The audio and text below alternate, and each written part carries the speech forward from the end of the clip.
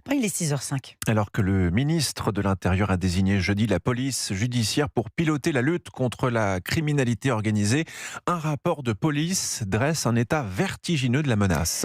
Ces méthodes sont de plus en plus violentes et ces réseaux de plus en plus puissants financièrement. C'est le résultat glaçant d'un rapport publié cette semaine par le service d'information, de renseignement et d'analyse sur la criminalité organisée. Il évoque notamment, Wilfried de Villers, la diversification des stratégies de recrutement de ces organisations criminelles.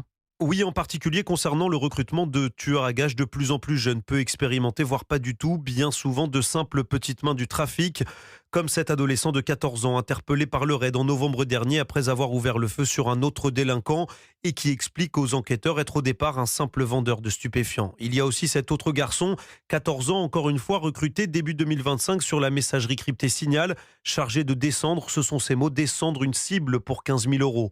Le rapport montre aussi comment les groupes criminels externalisent désormais leurs activités, faisant appel à des tiers, des mercenaires, d'autres petites organisations pour rendre plus difficile l'identification du commanditaire. En 2025, on parle de 350 assassinats ou tentatives d'assassinat entre délinquants, 598 en 2023, année la plus meurtrière en France, au plus fort du conflit opposant les deux grands groupes marseillais, la DZ Mafia et Yoda, soit une hausse de 28% depuis 2021. La tendance est structurellement à la hausse, dit le rapport, même dans les villes petites et moyennes épargnées jusque-là. Wilfried de Villers pour Europe 1.